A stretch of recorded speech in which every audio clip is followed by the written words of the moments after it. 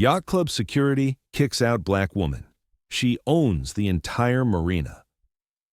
The membership application had been pending for 6 months, but Celeste Morgan wasn't waiting for approval anymore. She was here to discover why the yacht club she secretly owned was rejecting someone who already owned the entire marina. Rehook.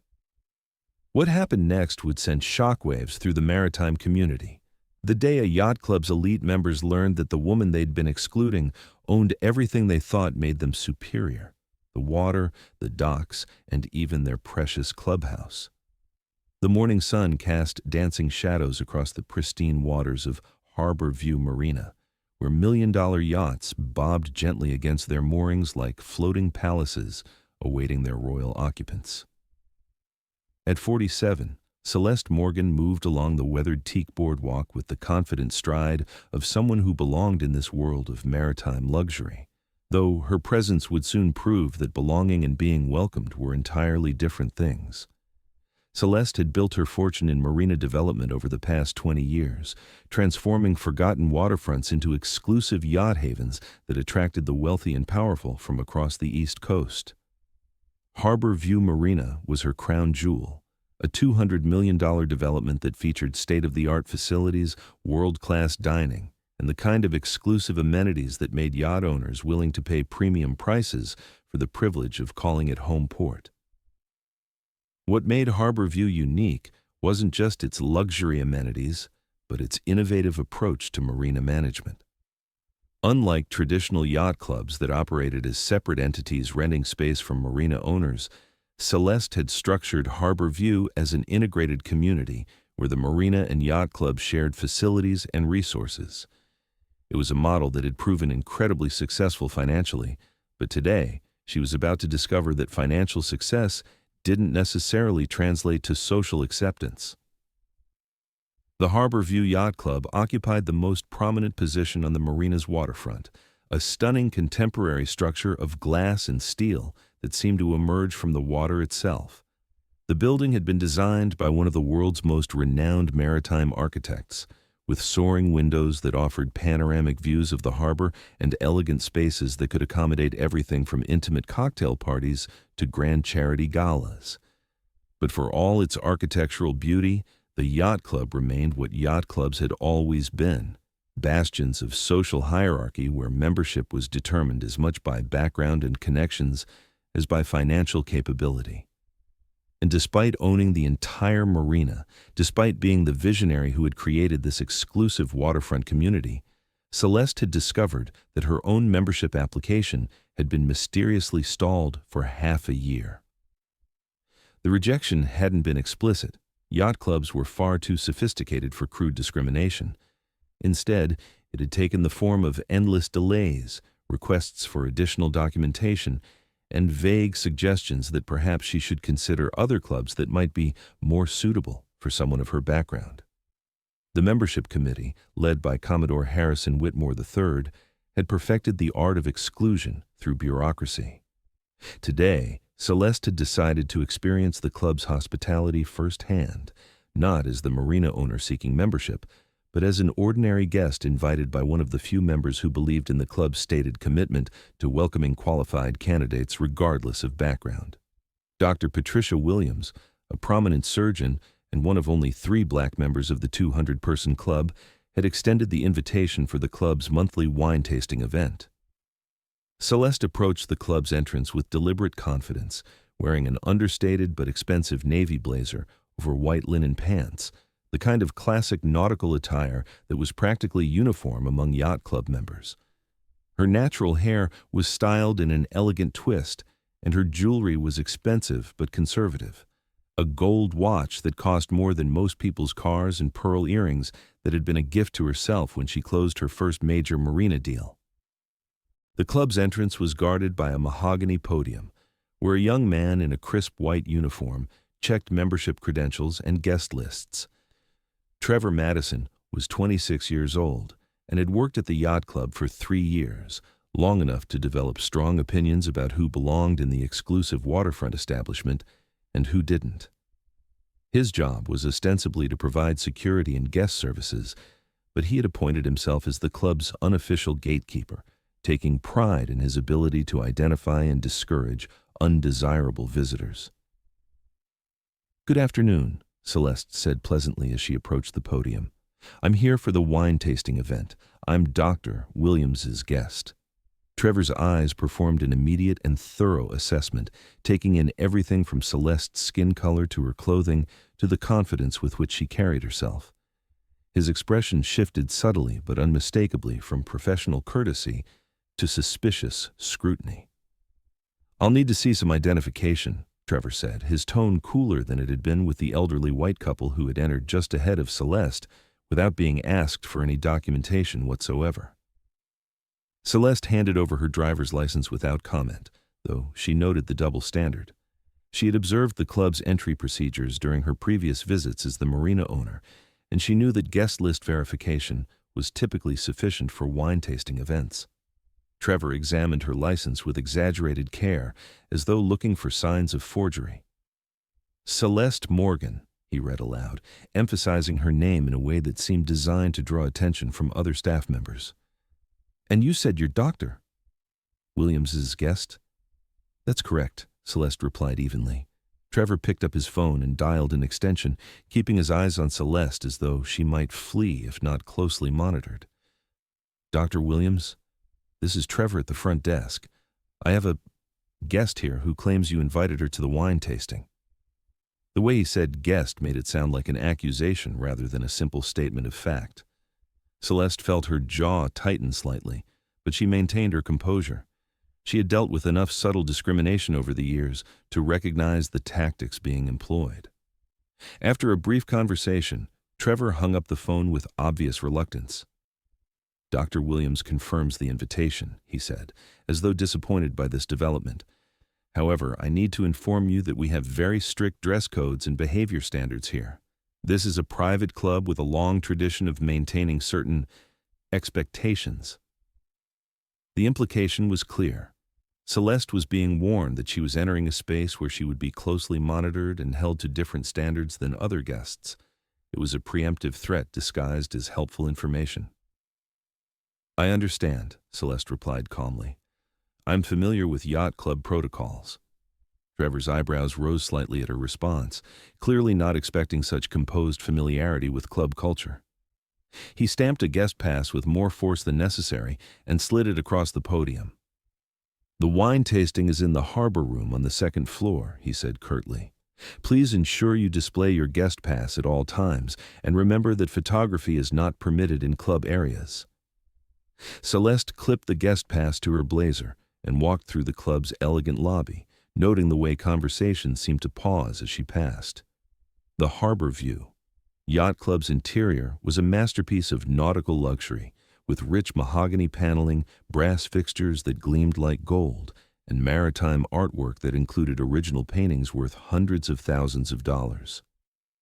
The harbor room was located on the club's second floor, accessible by a sweeping staircase that had been designed to make an impression on anyone ascending to the club's social sanctum.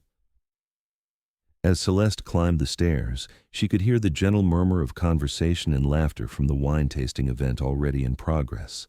The harbor room itself was stunning, with floor-to-ceiling windows that offered unobstructed views of the marina's yacht slips and the open water beyond. The space was filled with yacht club members, predominantly white, affluent, and comfortable, their assumption that they belonged in this exclusive environment. Tables laden with premium wines and artisanal cheeses were positioned strategically around the room, and white-jacketed servers moved discreetly among the guests, ensuring that glasses remained full and conversation flowed as smoothly as the wine. Dr. Patricia Williams spotted Celeste immediately and approached with a warm smile. Patricia was in her 50s, a successful cardiac surgeon who had earned her yacht club membership through a combination of professional achievement, social connections, and the kind of careful navigation that accomplished black professionals had perfected over decades of breaking barriers. "Celeste," Patricia said, embracing her warmly. "I'm so glad you could make it. How are the marina renovations coming along?" The question was deliberately ambiguous. Patricia knew exactly who Celeste was and what she owned, but she had agreed to maintain the fiction that Celeste was simply another professional woman seeking to enjoy the club's amenities rather than the person who had created them. "Very well, thank you," Celeste replied. "The new floating docks should be completed next month." As they talked, Celeste became acutely aware of the attention their conversation was drawing. Other club members glanced in their direction with expressions that ranged from curious to disapproving, and she could see small groups forming and reforming as whispered conversations spread throughout the room. The wine tasting itself was expertly organized, featuring selections from renowned vineyards around the world. Celeste moved through the room with Patricia, sampling wines and engaging in the kind of sophisticated conversation that yacht club members prided themselves on conducting. She discussed terroir with the sommelier, debated vintage years with a retired investment banker, and demonstrated the kind of wine knowledge that came from years of entertaining clients and partners in similar settings. But despite her obvious familiarity with wine culture and yacht club etiquette, Celeste noticed that her interactions were subtly different from those of other guests. Conversations were polite but brief, smiles were forced rather than genuine, and there was an underlying tension that suggested many members were uncomfortable with her presence. The situation came to a head when Commodore Harrison Whitmore III approached their group. At 62, Whitmore was the embodiment of yacht club tradition, old money, Ivy League education, and the kind of casual arrogance that came from never having his place in the world questioned. He had been Commodore of Harbor View Yacht Club for 8 years, during which time he had presided over a membership that remained stubbornly homogeneous, despite the club's official non-discrimination policies. "Dr. Williams," Whitmore said with the kind of smile that didn't reach his eyes, "I don't believe I've had the pleasure of meeting your guest." Patricia's expression tightened almost imperceptibly. She knew Whitmore well enough to recognize when he was operating in what she privately called enforcement mode, the subtle intimidation tactics he employed when he felt the club's social order was being challenged. "Commodore Whitmore, I'd like you to meet Celeste Morgan," Patricia said carefully. "Celeste is interested in maritime activities and thought she might enjoy our wine tasting." Whitmore's handshake was firm but brief, and his eyes performed the same kind of assessment that Trevor had conducted at the front desk. "Ms. Morgan," he said, emphasizing the Ms. in a way that suggested he had noted the absence of any professional title. "And what brings you to our little gathering? Are you interested in sailing?" The question was loaded with assumptions. Whitmore clearly didn't expect someone like Celeste to have legitimate interest in or knowledge of yachting culture, and his tone suggested he was prepared to expose her as an interloper who didn't understand the world she was trying to enter.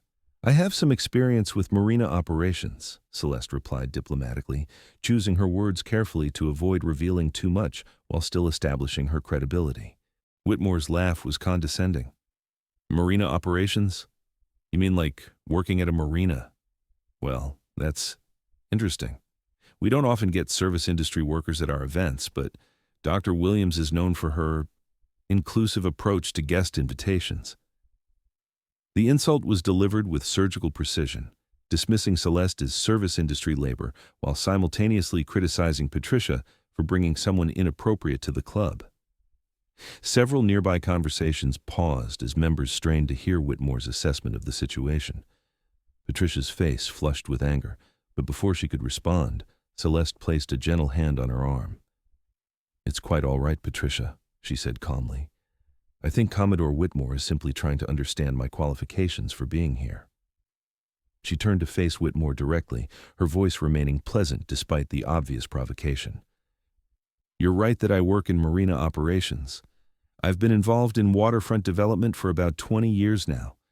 I find it fascinating how different communities approach marina management and yacht club operations." Whitmore's expression suggested he found her response inadequate. "I see. And where exactly do you work?" The question was designed to establish hierarchy, to force Celeste to admit that she was an employee rather than an owner, someone who served people like Whitmore rather than someone who belonged among them. "I work here, actually," Celeste said, gesturing toward the windows that overlooked the marina. "At Harbor View." Whitmore's eyebrows rose with what appeared to be satisfaction. He had successfully identified her as Marina staff, which in his worldview meant she was there under false pretenses. Harbor View Marina. So you're one of their employees? The conversation was drawing more attention now, with club members beginning to gather around the edges of their discussion. Celeste could see Trevor from the front desk speaking quietly with another staff member near the entrance, both of them watching her intently. Not exactly an employee, Celeste replied carefully, still maintaining the fiction that Patricia had established. She wasn't ready to reveal her true role yet. She wanted to see how far Whitmore would take his assumptions. Well then, what exactly is your position there? Whitmore pressed, clearly enjoying what he perceived as his successful interrogation of an interloper. Before Celeste could respond, Trevor appeared at Whitmore's shoulder. "Excuse me, Commodore," he said in a low voice, "but we may have a situation here." Whitmore turned to Trevor with obvious interest. "What kind of situation?" Trevor glanced nervously at Celeste before leaning closer to Whitmore. "I've been checking into Ms. Morgan's background, and I have some concerns about her presence here. I think she may be misrepresenting herself." The accusation hung in the air like a challenge.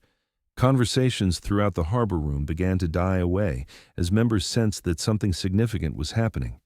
Patricia looked mortified, clearly understanding that the situation was spiraling beyond her ability to control.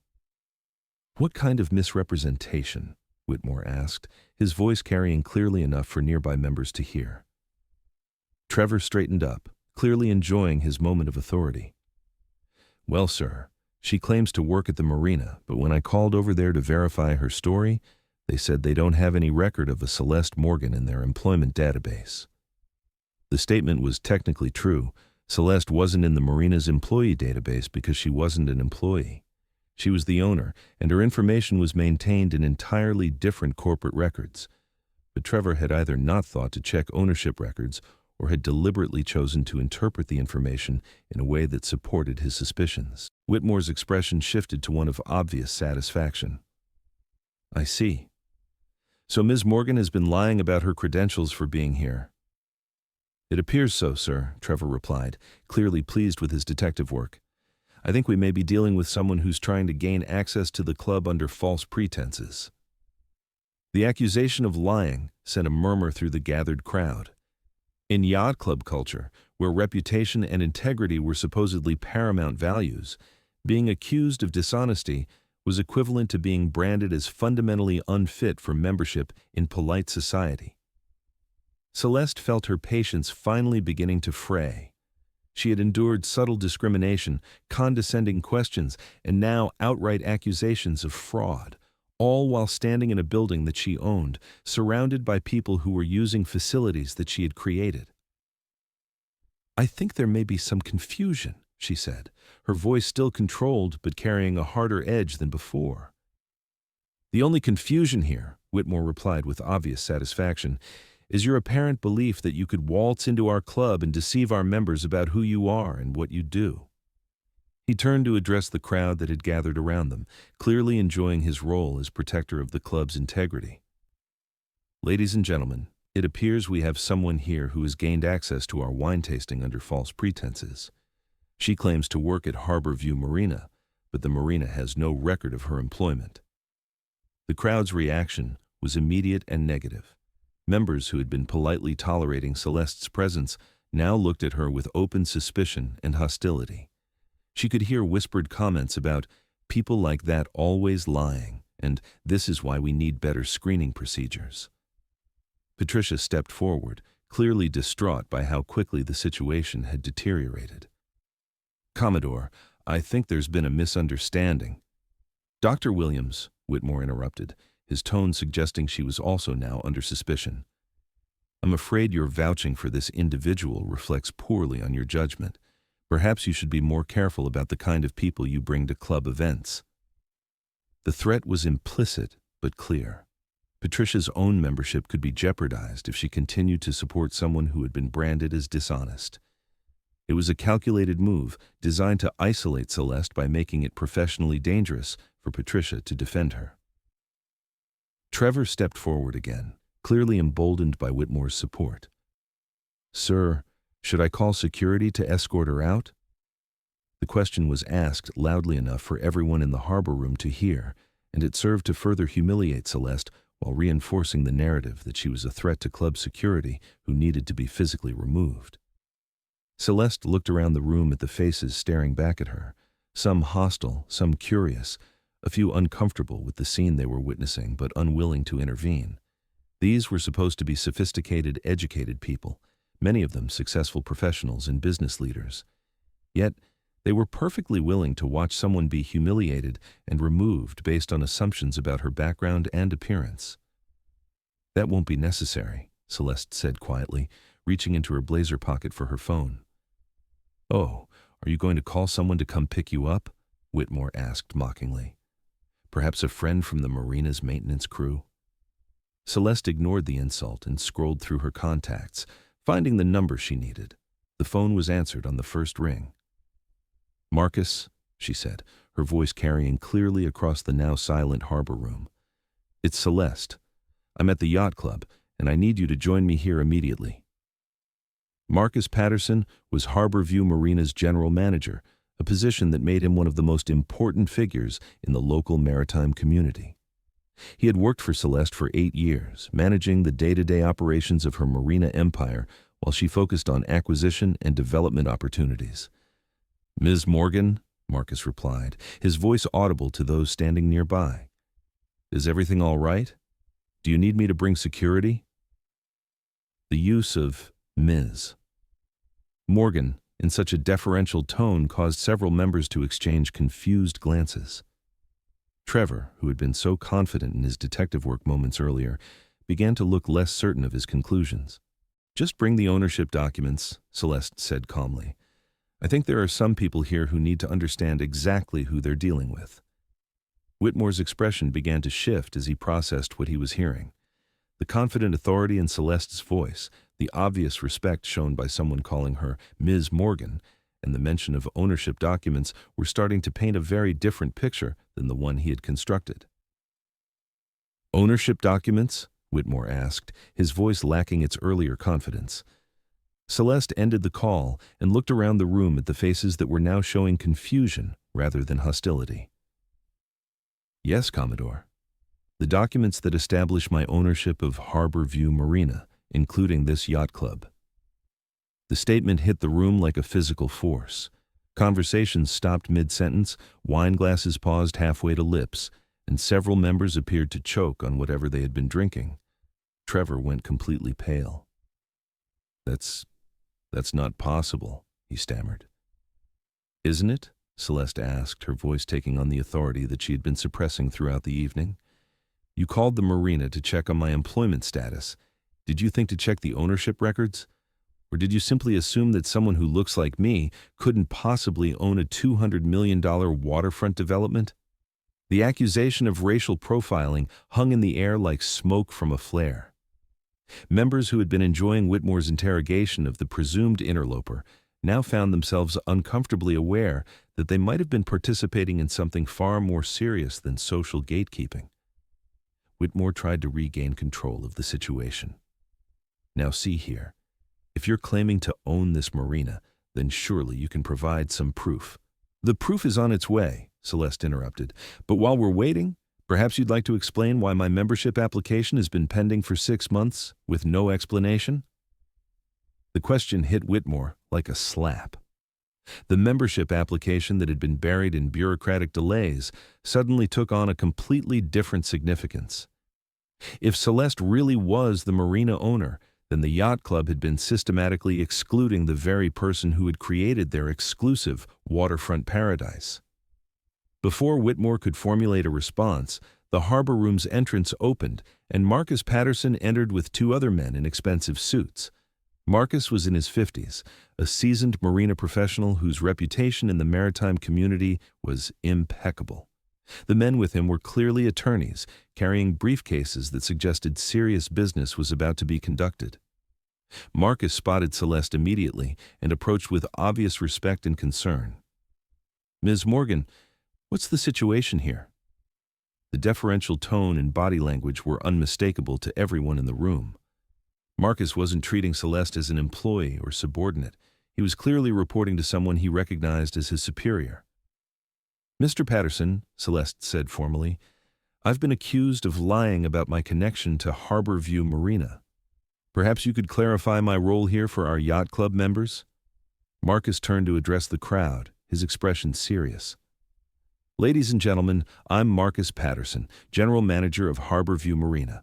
I'd like you to meet Celeste Morgan, founder and CEO of Coastal Development Group and owner of Harbor View Marina, including this yacht club facility." The silence that followed was deafening.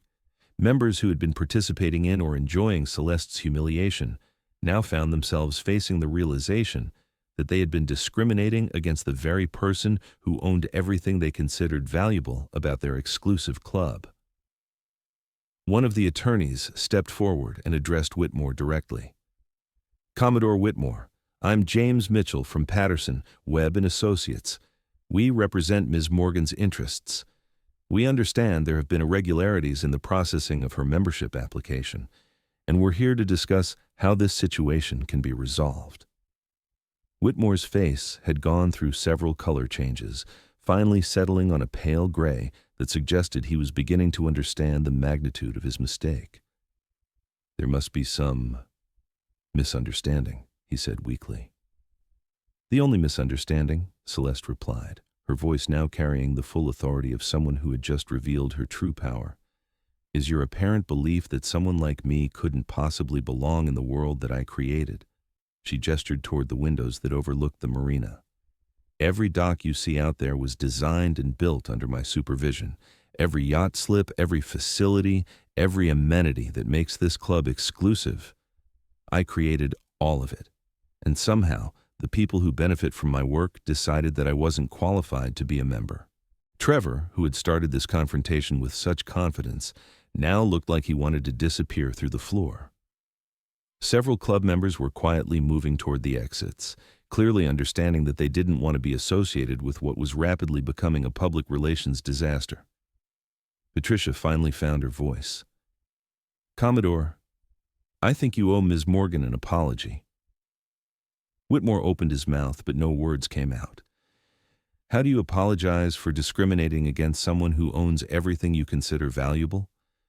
How do you explain that you rejected the membership application of the very person who made your exclusivity possible?" Marcus stepped forward again, his expression stern. "Ms. Morgan, would you like me to address the membership application issue?" Celeste considered the question for a moment, looking around the room at the faces that had shifted from hostile to embarrassed to terrified. "Actually, Marcus, I don't think I'm interested in joining this particular club anymore." She turned to address the room one final time. "I came here tonight because I believed in the stated values of yacht club membership, community, excellence, and shared appreciation for maritime culture.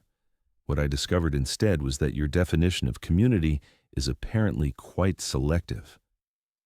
The attorneys began unpacking documents from their briefcases, and Celeste could see the panic growing in Whitmore's eyes as he realized that legal consequences might follow from the evening's events.